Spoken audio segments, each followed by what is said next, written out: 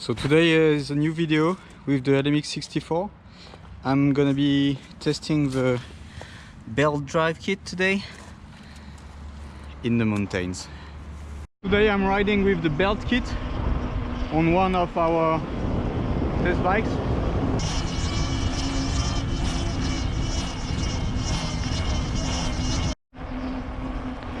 So right now we have 835 meters of elevation and there should be snow everywhere here. I came here yesterday and it was full of snow.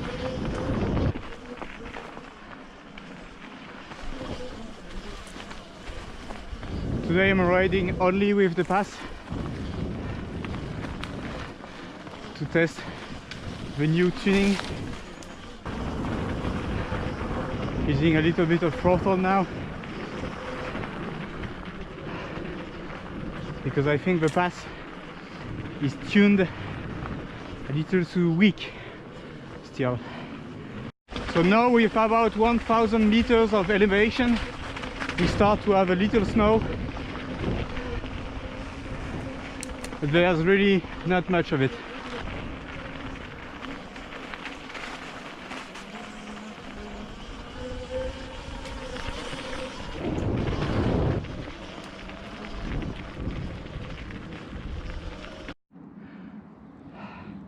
I think this view is worth it. Definitely worth the try to climb here. So now let's try this climb, going straight up in the slope in the mode 4, which is the most powerful mode on this bike. Let's get started.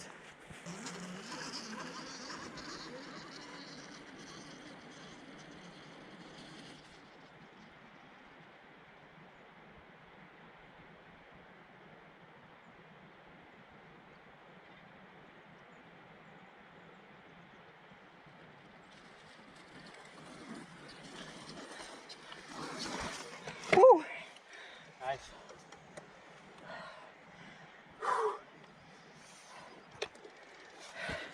That was quite slippery. This is why I didn't go to the top. Have a look. So how does this belt seems to be holding up?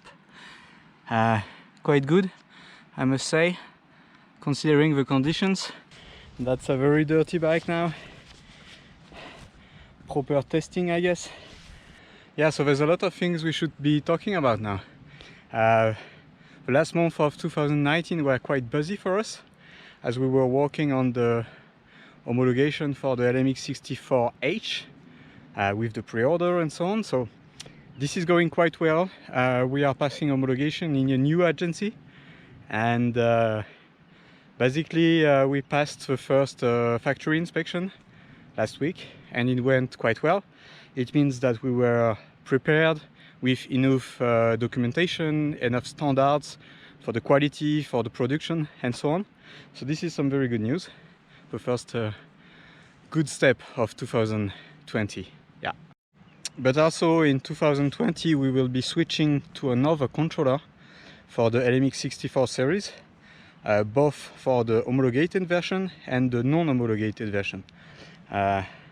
What this new controller allows us to do is to have better torque sensor response. This is something that all of the LMX users were asking for, to have this really smooth torque sensor that engage as soon as you start to pedal and disengage instantly. So I will be making some videos about that. You can see how quickly it reacts. Yeah, so this is quite positive.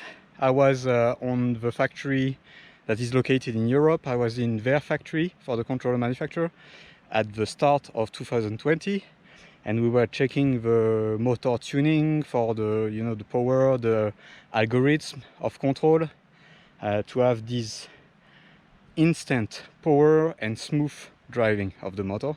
So this took a lot of time, but you know, it's hard to get this perfect control on the motors. It takes a lot of time, a lot of tuning.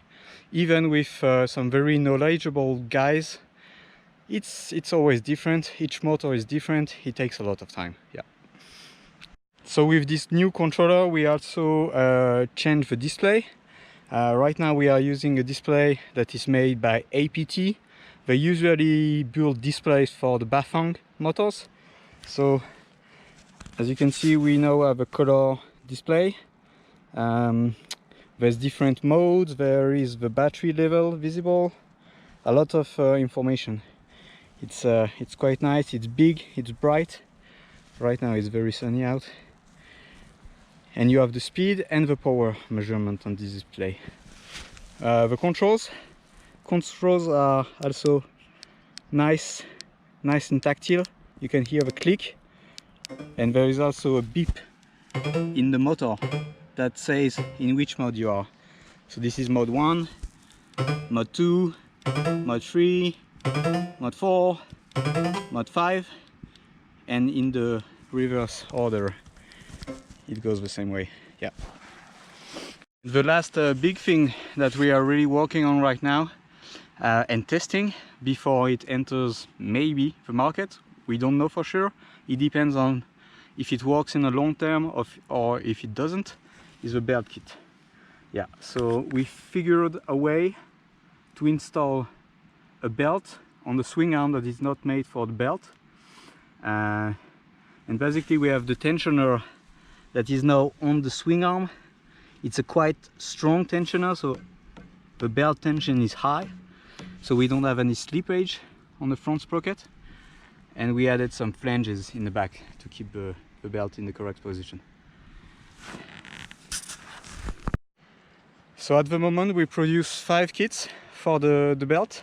One is in testing right now on one of our test bikes, and the 4 others have been sent to some testers, some guys that use their NMX quite often and that post a lot on the internet, and those guys will be able to give us some feedback in different working environments.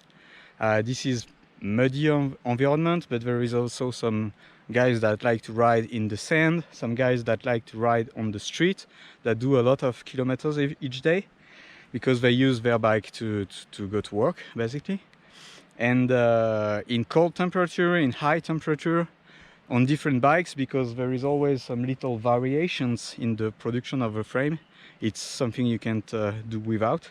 So we will see how those 4 kits behave for at least 3 months to gather as much test data as we can, and then we will decide if we produce more kits as an option for the guys that want to convert their LMX64 or to get their bike directly with the belt kit, if it works, basically.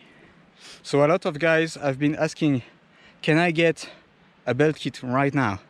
The response is no, it's not possible, because we produced 5 kits for testing purposes, and it's actually quite expensive to produce such small quantities of parts.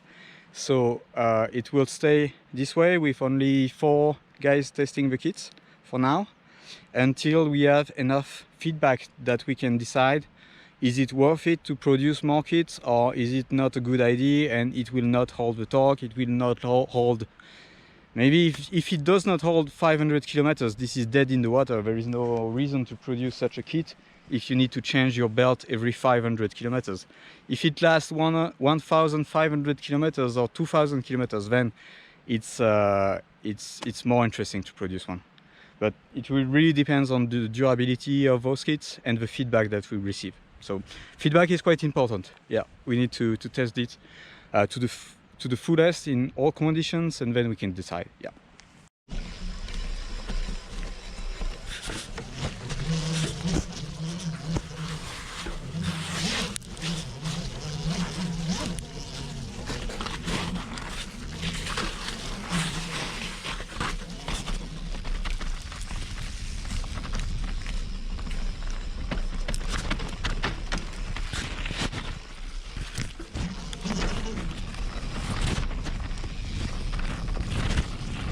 Something we really wanted to achieve from the beginning with the LMX81 and the LMX64 is the ability to start in the climb without initial speed using the throttle and have a lot of torque, you know, not being stuck anywhere even without pedaling.